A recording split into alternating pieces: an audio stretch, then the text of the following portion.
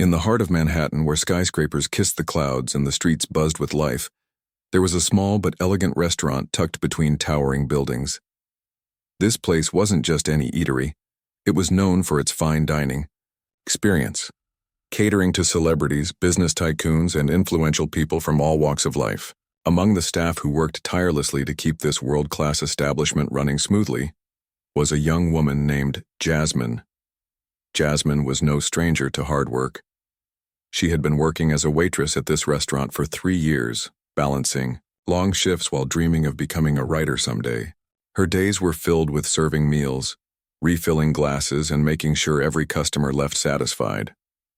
Despite the exhausting hours, she carried herself with grace and warmth that made her stand out. Customers often complimented her friendly smile and quick thinking, even when things got chaotic during peak hours. On one particular evening, the restaurant was buzzing more than usual. Rumors spread among the staff that a billionaire tech mogul, one of the richest men in the city, was going to dine there that night. Everyone was on edge, wanting everything to be perfect. The manager reminded the team to double-check their uniforms, polish the silverware, and ensure every dish went out without delay. Jasmine didn't think too much about it. To her, every guest deserved the same level of care, whether they were famous or not. As the clock ticked closer to 8 p.m., the doors opened and in walked the man everyone had been talking about. He was tall, sharp-dressed, and exuded an air of authority that seemed to command attention. His presence instantly hushed the room, and eyes followed him as he made his way to a corner table reserved for VIPs.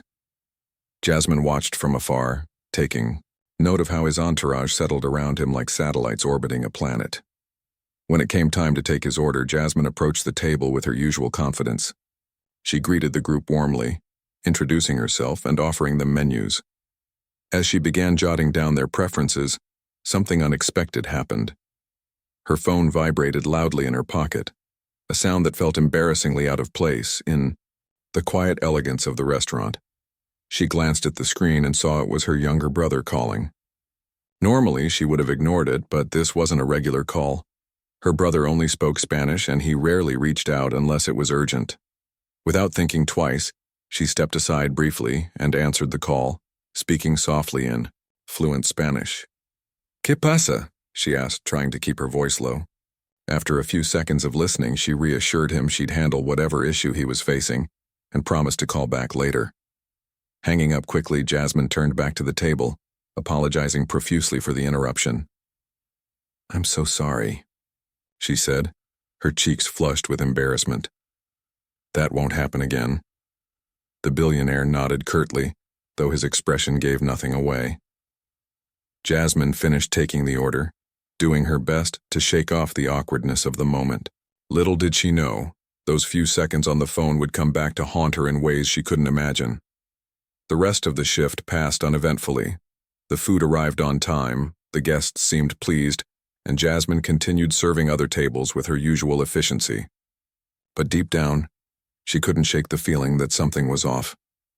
The billionaire hadn't said a word after the call, but his silence lingered in her mind like a shadow. Still, she pushed the thought aside, convincing herself it was probably nothing. After all, mistakes happened, and she had apologized sincerely. What more could anyone ask for? But as fate would have it, this seemingly minor incident was far from over.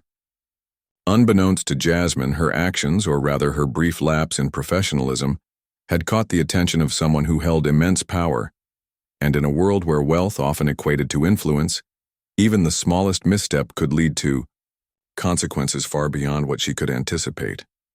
That night, as Jasmine clocked out and headed home, she had no idea that her life was about to change forever. All she wanted was to grab a hot shower, crawl into bed, and forget about the strange vibes at work. Tomorrow, she thought, would be another day, another chance to prove herself, to chase her dreams, and to keep moving forward. But sometimes, life has other plans, and Jasmine was about to learn that lesson in the hardest way possible. The next morning, Jasmine woke up to the sound of her phone buzzing incessantly on the nightstand. Still groggy from a restless sleep, she reached over and unlocked the screen. Her heart sank as she read the message that greeted her. Please, come into the office immediately. It was from her manager, and the tone of the text felt colder than usual. Confusion clouded her mind. What could this be about? She hadn't done anything wrong, or so she thought. Sure, there had been that brief moment with the phone call the night before, but it was hardly something worth summoning her into the office for. Jasmine tried to shake off the uneasy feeling creeping up her spine. Maybe it was just a routine meeting, or perhaps they needed help covering someone else's shift. Whatever it was, she decided not to jump to conclusions. Dressed in her casual clothes since she wasn't scheduled to work, Jasmine made her way to the restaurant. The streets were alive with the usual chaos of the city: honking cars, hurried footsteps, and the distant hum of conversations blending together. But inside her head, things weren't nearly as calm. As she approached the familiar entrance, she noticed the blinds in the manager's office were drawn, which struck her as odd. Usually the space was open and welcoming. Today, it felt like a fortress. Pushing open the door, Jasmine greeted the hostess with a forced smile before heading toward the back. When she entered the office, she found her manager pacing nervously, his face pinched with tension. He looked up when she walked in, offering a weak nod instead of his usual warm greeting. Something was definitely off. "Have a seat," he said, gesturing to the chair across from him. Jasmine sat down slowly, folding her hands in her lap to steady herself. "Look, I'll cut straight to the point," he began, avoiding eye contact. "There's been an issue. Last night after you left, one of our guests expressed some concerns about your behavior." Jasmine blinked, trying to process what he was saying. "Concerns about me?" she asked, her voice tinged with disbelief. "What kind of concerns?" Her manager hesitated, fidgeting with a pen on his desk. "Apparently the guest felt it was unprofessional for you to take a personal call during service, especially—" He trailed off, looking uncomfortable. "Especially since the call wasn't even in English." Jasmine felt her stomach drop.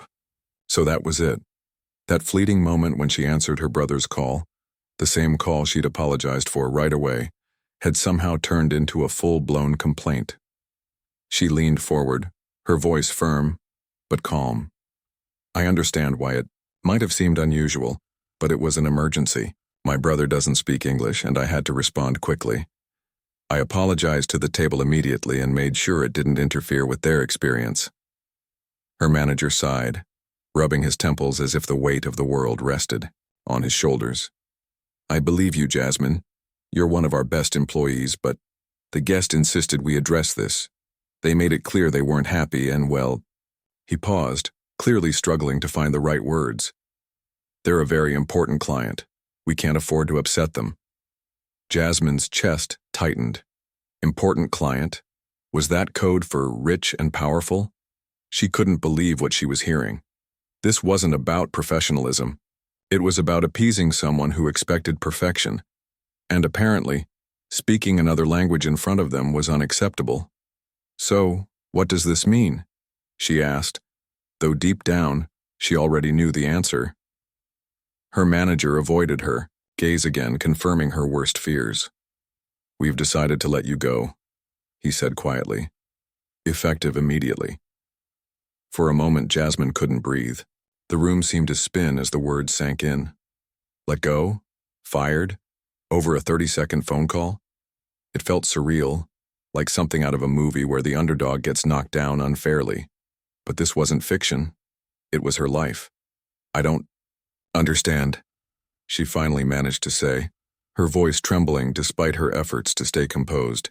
"I've worked here for 3 years. I've never given anyone a reason to doubt my dedication.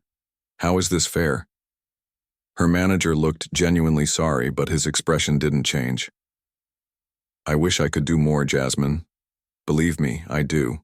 But these decisions aren't always in my hands." The guest was adamant and, well, you know how these things go. She did know. In a place like this, where money talked louder than fairness, loyalty meant little unless it came with a hefty price tag.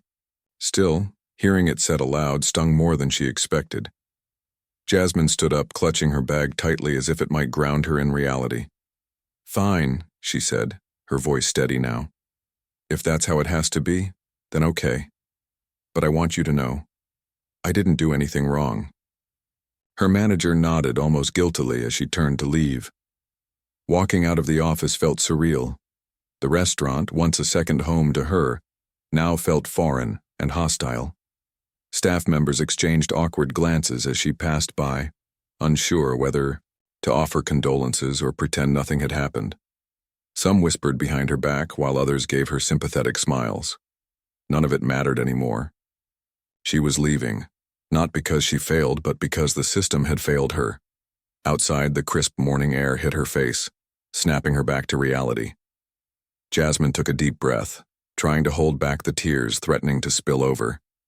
She had bills to pay, dreams to chase, and a life to build.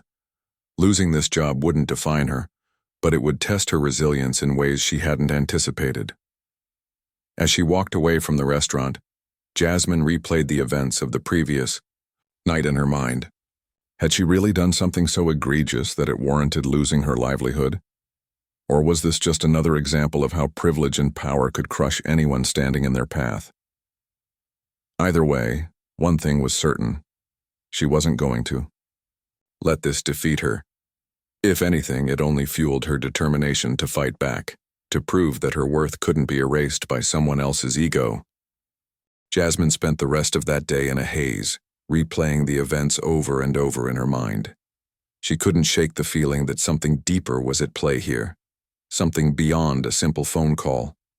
Sure, she'd answered her brother's call briefly, but it wasn't like she'd caused any real disruption. The guest had still received their food on time, their drinks were refilled, and they left without so much as a complaint about the service. So why had this one moment spiraled into such a dramatic consequence? Sitting alone in her tiny apartment, Jasmine scrolled through her phone absent-mindedly, trying to distract herself from the whirlwind of emotions swirling inside her. That's when she stumbled upon an article online, a piece about how certain wealthy individuals use their influence to control situations, often at the expense of ordinary people. It sparked a thought in her mind. Maybe this wasn't just about her. Maybe this was part of a bigger pattern. Determined to find answers, Jasmine decided to dig deeper. She started by reaching out to former coworkers who had left the restaurant under mysterious circumstances. At first, many were hesitant to talk, fearing backlash or jeopardizing future job prospects. But after some coaxing, a few opened up. One ex-employee told her about a similar incident where a server was fired for spilling water on a high-profile guest, even though the spill was accidental and cleaned up immediately. Another shared how a chef was let go after refusing to work overtime without pay, citing exhaustion. Each story painted a picture of a workplace culture that prioritized appeasing powerful patrons over protecting its staff. But it wasn't enough. Jasmine needed more concrete evidence if she wanted to understand what really happened. She turned to social media, posting anonymously in forums dedicated to discussing workplace rights. To her surprise, responses poured in from people across different industries sharing their own experiences of being mistreated by employers, bowing to the demands of influential clients. Some recounted tales of unfair dismissals, while others spoke of blatant discrimination based on race, language, or socioeconomic status. Reading these stories made Jasmine realize she wasn't alone. There were countless others who had faced similar injustices, and most had simply swallowed their pride and moved on. One response stood out among the rest. A journalist named Rachel reached out privately, expressing interest in Jasmine's case. Rachel explained that she specialized in exposing corporate hypocrisy and systemic inequality, and she believed Jasmine's story could shed light on larger issues affecting workers everywhere. Skeptical at first, Jasmine hesitated. Sharing her experience publicly meant putting herself in the spotlight and potentially opening herself up to criticism or retaliation. But something about Rachel's sincerity resonated with her. After hours of back-and-forth messages, Jasmine agreed to meet her. Their conversation took place in a quiet cafe tucked away in a less busy part of town. Over steaming cups of coffee, Jasmine poured her heart out, recounting every detail of what had happened, from the phone call to her abrupt firing. Rachel listened intently, nodding occasionally and jotting down notes. When Jasmine finished, Rachel leaned forward, her expression serious yet encouraging. "This isn't just about you," she said firmly. "It's about power dynamics, about how easy it is for someone with money and influence to trample over those who don't have the same resources. Your story has the potential to spark a conversation we desperately need to have." The words hit Jasmine like a lightning bolt. For days, she'd been consumed by anger and frustration, viewing her situation as a personal failure. But now, hearing Rachel frame it in this way, she began to see it differently. This wasn't just about her losing a job. It was about standing up against a system that allowed such things to happen in the first place. Encouraged by Rachel's perspective, Jasmine decided to take action. Together, they crafted a plan to document everything: the initial complaint, the manager's reaction, and the broader context of workplace discrimination. Jasmine also connected with local activists who advocated for workers' rights. They welcomed her with open arms, offering guidance and support as she navigated the complexities of speaking out. At first, the idea of going public terrified her. What if people judged her? What if the billionaire retaliated? These fears gnawed at her constantly.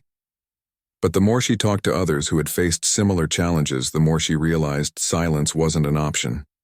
If she stayed quiet, nothing would change, not just for her, but for everyone else caught in the same cycle of injustice. Her turning point came late one night as she sat alone in her apartment, staring at her laptop screen. She had drafted a short post explaining what had happened, written in simple, heartfelt language. Her fingers hovered over the keyboard, trembling slightly. Posting it felt like stepping off a cliff, unsure of whether she'd fly or fall. But then she remembered Rachel's words.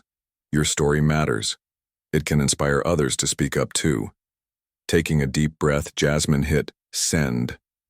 Within minutes, her phone started buzzing nonstop. Notifications flooded in: likes, comments, shares. People from all over the country were responding, thanking her for sharing her experience and echoing their own struggles. Some offered words of encouragement. Others pledged to help however they could. By morning, her post had gone viral, sparking conversations online about workplace fairness and accountability. As the day unfolded, Jasmine watched in awe as her story spread further than she ever imagined. News outlets picked it up, amplifying her voice. Donations poured in from strangers wanting to support her financially during this tough time. Hashtags like Chalk Stand with Jasmine began trending, uniting people under a common cause. For the first time since losing her job, Jasmine felt a glimmer of hope, not just for herself, but for the possibility of creating real change. But even as the momentum grew, Jasmine knew the road ahead wouldn't be easy. Speaking out came with risks, and she braced herself for whatever might come next. Still, she refused to back down. This wasn't just about reclaiming her dignity anymore. It was about fighting for justice, not just for herself, but for everyone who had ever felt powerless against systems designed to keep them down.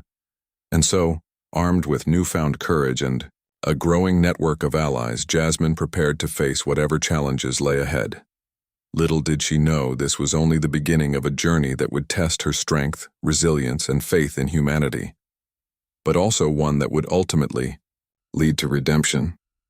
The viral post changed everything, for better and worse. Jasmine woke up the next morning to a flood of messages, comments, and notifications that made her phone buzz like it was about to explode. At first, she felt overwhelmed. It wasn't just friends or acquaintances reaching out. It was strangers from all over the country, sharing their own stories of workplace injustice, offering words of encouragement, and even pledging financial support. Some called her brave. Others said she gave them hope. For someone who had spent days feeling humiliated and powerless, this sudden wave of solidarity was both uplifting and surreal. But not everyone was supportive. Alongside the positive responses came harsh criticism too. A few trolls accused her of exaggerating her story for attention, while others claimed she deserved what happened because rules are rules. Reading those hurtful comments stung, but Jasmine reminded herself of why she'd spoken out in the first place. She wasn't doing this for validation. She was doing it to shine a light on something bigger than herself. With Rachel's help, she learned how to block negativity and focus on the voices that mattered, the ones cheering her on and standing by her side. As the days passed, Jasmine's story gained even more traction. Journalists started calling, asking for interviews. Podcast hosts invited her to share her experience with larger audiences. At first, she hesitated.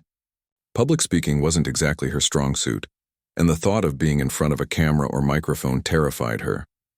But Rachel assured her that her authenticity would resonate with people, and she was right. During her first podcast appearance, Jasmine spoke candidly about losing her job, the unfairness of it all, and how she hoped her story could spark meaningful change. By the end of the episode, listeners were moved to tears, flooding social media with messages of support. One listener stood out among the rest. He was an employment lawyer named Greg, who reached out to Jasmine after hearing her interview. Greg explained that he specialized in cases involving wrongful termination and discrimination, and he believed Jasmine had grounds to take legal action against the restaurant, and possibly even the billionaire guest whose complaint led to her firing. Initially, Jasmine was skeptical. The idea of going up against someone so powerful seemed impossible. But Greg patiently walked her through the process, explaining how laws existed to protect workers like her from retaliation and unfair treatment. With Greg's guidance, Jasmine decided to move forward. Filing a formal complaint wasn't an easy decision. It meant stepping into uncharted territory and potentially facing backlash, but she knew it was necessary. If nothing else, she wanted to send a message. No one should lose their livelihood over something as trivial as answering a quick call in Spanish.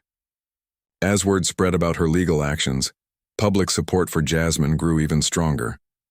People began organizing protests outside the restaurant, holding signs that read, "Justice for workers," and "Language is not a crime."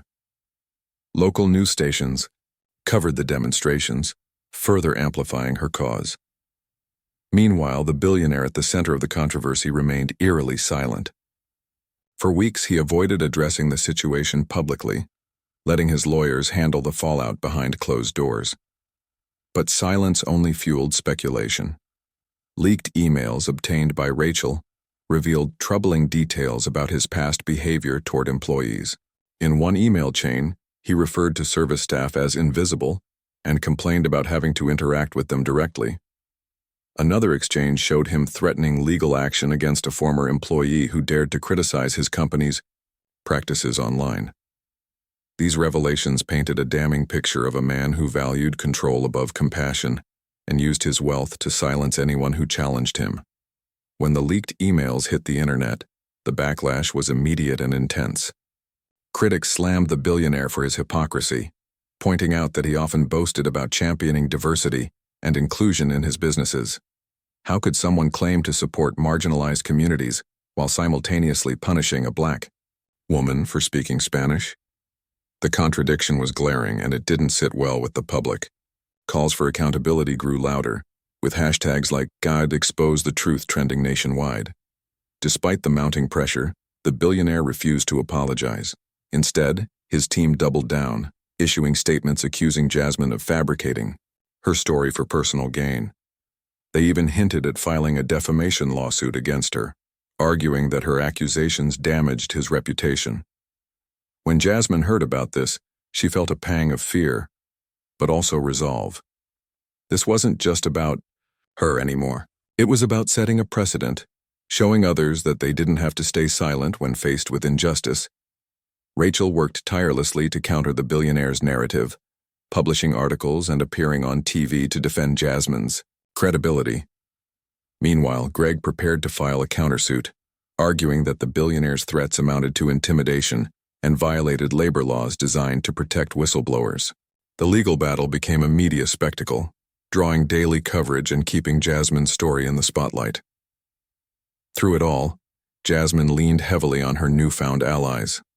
Friends, family, and complete strangers rallied around her, offering emotional and financial support. One particularly touching moment came when a group of former restaurant employees contacted her, revealing that they had witnessed similar incidents of mistreatment but were too afraid to speak up at the time.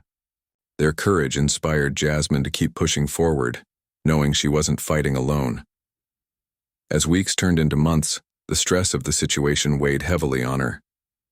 There were sleepless nights filled with anxiety about the future, moments of doubt where she wondered if she'd made the right choice. But every time she felt like giving up, she remembered the faces of those who believed in her.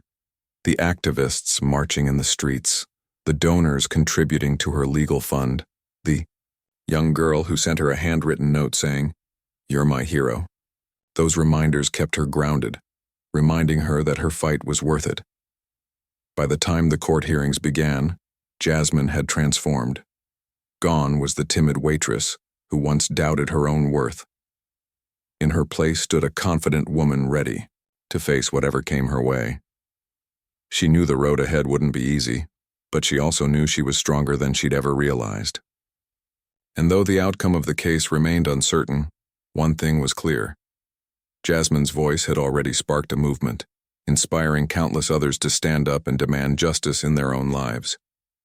Little did she know, the climax of her journey was just around the corner, a moment that would test her resilience, redefine her purpose, and leave an indelible mark on the world. The courtroom was a far cry from the bustling restaurant where Jasmine had spent so many years of her life. Instead of clinking glasses and murmured conversations, there was an eerie silence broken only by the rustle of papers and the occasional cough. The air felt heavy, charged with tension as lawyers shuffled documents and reporters scribbled notes furiously in the back rows. For Jasmine, sitting at the center of it all, the scene was surreal. Just months ago, she had been serving meals to people like the billionaire now seated across the room, his expression unreadable behind expensive sunglasses. Now she was facing him head-on, not as a waitress but as someone demanding justice. The trial began with opening statements. Greg, her lawyer, stood confidently before the judge, outlining the case against both the restaurant and the billionaire guest. He painted a vivid picture of how Jasmine's firing wasn't an isolated incident but part of a larger pattern of systemic discrimination. "This isn't just about one phone call," he said, his voice steady and clear. "It's about power. About who gets to decide what's acceptable behavior, and whether speaking another language makes you less worthy of respect." The words resonated deeply with Jasmine, who sat gripping the edge of her seat, her heart pounding in her chest. On the other side, the defense argued that Jasmine's actions were unprofessional and disruptive, insisting that the restaurant had every right to terminate her employment. They dismissed claims of discrimination, framing the situation as a simple matter of workplace protocol. But when questioned further, cracks began to show in their argument. Emails leaked earlier resurfaced during cross-examination, revealing how the billionaire had pressured the restaurant into firing Jasmine almost immediately after leaving the establishment. This evidence cast doubt on the idea that her dismissal was purely based on performance or professionalism. As the days wore on, witnesses took the stand, former employees, industry experts, even customers who had dined at the restaurant that night. One former server recounted being reprimanded for taking too long to serve a high-profile guest, despite juggling multiple tables during a busy shift. Another described overhearing management refer to non-English speakers as difficult and inconvenient. Each testimony added weight to Jasmine's case, exposing the toxic culture that had festered behind closed doors. For Jasmine, the most emotional moment came when her younger brother took the stand. Speaking through a translator, he explained why he had called her that fateful evening. Their mother, who lived in another state, had fallen ill suddenly, and they needed urgent advice on what to do next. His voice cracked as he described how much he relied on Jasmine, not just as a sibling, but as someone who bridged the gap between their family and the English-speaking world. When he finished, the courtroom fell silent, and Jasmine struggled to hold back tears. Even some members of the jury looked visibly moved. Outside the courthouse, the public continued to rally behind Jasmine. Protesters gathered daily, holding signs that read, "Language is not a crime and justice for all workers." Social media buzzed with updates from the trial, turning it into a national conversation about fairness and equality in the workplace. Celebrities and influencers joined the cause, using their platforms to amplify Jasmine's message. Donations poured in to cover her legal fees, allowing her to focus on the fight without worrying about finances. But not everyone supported her. Critics accused her of playing the victim, suggesting she was exploiting her story for fame or money. Some even claimed she should have known better than to answer a personal call at work. These comments stung, but Jasmine refused to let them derail her. With Rachel's help, she addressed the backlash directly in interviews, explaining that this wasn't about seeking revenge, it was about creating change. "I'm not doing this for me," she told one reporter. "I'm doing it for every person who's ever been made to feel small because of who they are or how they speak." As the trial entered its final stages, the pressure mounted. Both sides delivered closing arguments, each attempting to sway the jury's opinion. Greg reminded the court that Jasmine's case wasn't just about one woman, it was about holding powerful individuals accountable for their actions. "If we allow this kind of behavior to go unchecked," he said, "we send a message that it's okay to treat people unfairly simply because of their background or circumstances."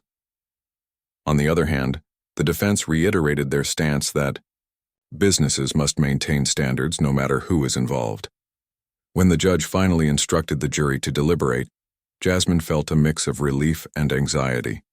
After weeks of testimony and countless hours spent reliving the worst moments of her life, the waiting game began. Days turned into nights as the jury debated behind closed doors, their decision shrouded in mystery. For Jasmine, this period was agonizing. She alternated between hope and dread, unsure of what the outcome might be. Finally, the verdict arrived. Jasmine returned to the courtroom, her hands trembling as she took her seat. The room fell silent as the foreperson stood to deliver the jury's decision: guilty. The word echoed in her ears, bringing a wave of emotions she hadn't anticipated. Relief washed over her first, followed by disbelief and then gratitude for her supporters, her legal team, and herself for sticking it out until the end. The ruling sent shockwaves through the community. Not only did the court rule in Jasmine's favor, but they also ordered the billionaire to pay damages for malicious prosecution. More importantly, the case set a precedent, highlighting the need for greater protections for workers in similar situations. Restaurants across the country began revising their policies, ensuring that employees wouldn't face retaliation for minor infractions. Advocacy groups used the momentum to push for legislative changes aimed at combating workplace discrimination. For the billionaire, the fallout was severe. Once celebrated as a visionary leader, he became a symbol of unchecked privilege. Public opinion turned sharply against him, tarnishing his reputation beyond repair. Though he avoided jail time, the financial penalties and loss of credibility left a lasting mark. In the end, his refusal to apologize or acknowledge wrongdoing only deepened the divide between him and those who believed in justice. Jasmine, meanwhile, emerged stronger than ever. The trial had taken its toll, but it had also transformed her. She realized she had a voice, and that voice could make a difference. Inspired by the support she received, she decided to dedicate herself to helping others in similar situations. With the settlement money, she founded a nonprofit organization focused on supporting workers facing discrimination. Through workshops, legal aid, and advocacy campaigns, she worked tirelessly to ensure no one would have to endure what she went through. Her journey didn't stop there. Encouraged by Rachel and her growing network of allies, Jasmine pursued her dream of becoming a writer. Her memoir, detailing her experience from losing her job to standing up against injustice, became a bestseller. Readers praised her honesty and resilience, calling her story a testament to the power of perseverance. Book tours and speaking engagements followed, giving her a platform to inspire others to fight for what's right. Looking back, Jasmine couldn't believe how far she'd come. From a single phone call to a nationwide movement, her story proved that even the smallest acts of courage could lead to monumental change. And though the scars of the past remained, they served as reminders of her strength, a badge of honor, earned through struggle and triumph. Little did she know her legacy was only beginning. By refusing to stay silent, she had ignited a spark that would continue to burn brightly, lighting the way for future generations to demand fairness and equality in all aspects of life. The months following the trial were a whirlwind for Jasmine. Her life, once defined by long shifts at the restaurant and quiet nights spent dreaming of becoming a writer, had transformed into something she could barely recognize. She was now a public figure, a symbol of resilience and courage for countless people who saw themselves in her story. Strangers approached her on the street to thank her, sharing how her journey inspired them to stand up against their own battles. Emails flooded her inbox from workers around the world, each one expressing gratitude for shedding light on issues they'd faced but never dared to speak about. But fame wasn't what Jasmine wanted. What truly mattered to her was the impact her fight had created. The nonprofit organization she founded quickly gained traction, becoming a lifeline for workers navigating discrimination, unfair dismissals, or hostile work environments. Through the nonprofit, Jasmine offered free legal consultations, mental health support, and educational workshops that taught employees about their rights. She traveled across cities, meeting with advocacy groups and speaking at conferences, determined to spread awareness about systemic inequalities in the workplace. Every speech she gave felt like planting seeds she hoped would grow into a forest of change. Her memoir, born out of late-night reflections and raw emotions, became more than just a book. It was a mirror reflecting the struggles of marginalized communities and a roadmap for anyone seeking justice. Readers connected deeply with her vulnerability, finding solace in her words. "You made me realize I'm not alone," one fan wrote to her. Another shared how the book gave them the courage to report harassment at their job after years of staying silent. These messages reminded Jasmine why she had chosen to tell her story, not for herself but for everyone else who needed to hear it. As her influence grew, so did her resolve to keep pushing forward. One day, while attending a panel discussion on workplace reform, Jasmine met a young woman named Maria. Maria worked as a housekeeper at a luxury hotel and had been fired after asking for time off to care of her sick child. Her English wasn't perfect, and her supervisors often dismissed her concerns, telling her she should be grateful to have a job. Hearing Maria's story brought back painful memories for Jasmine, but it also reignited her determination to help others like her. Together, they filed a lawsuit against the hotel chain, sparking yet another wave of conversations about workers' rights. Through all this, Jasmine remained grounded. Her family and close friends kept her anchored, reminding her of who she was before the spotlight found her. On weekends, she'd visit her mother, cooking meals together and laughing over old stories.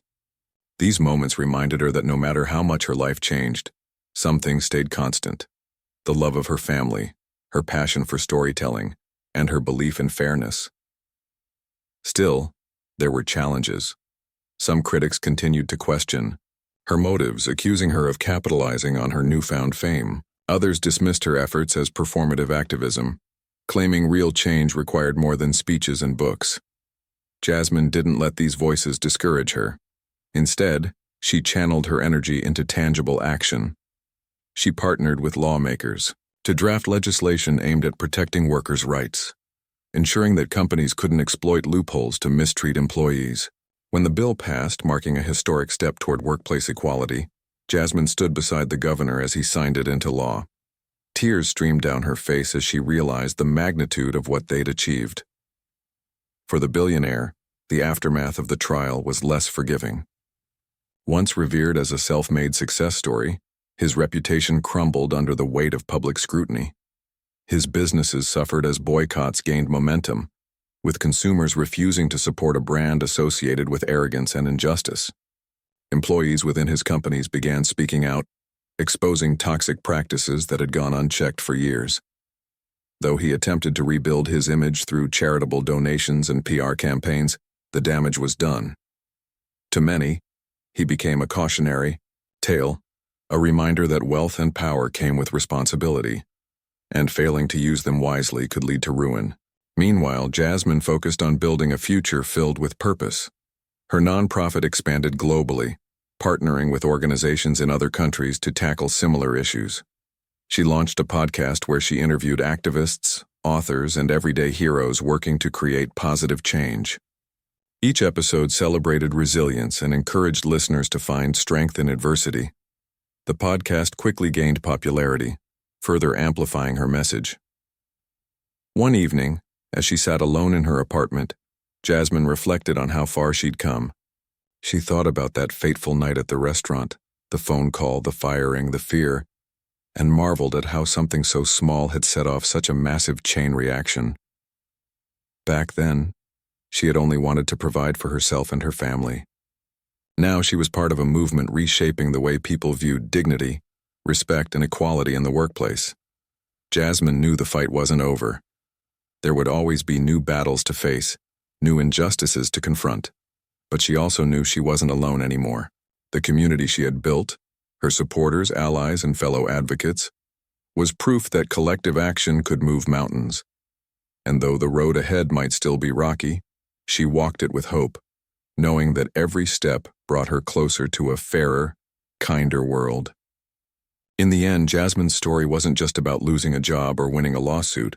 It was about discovering the power of standing up for what's right, even when the odds seem insurmountable.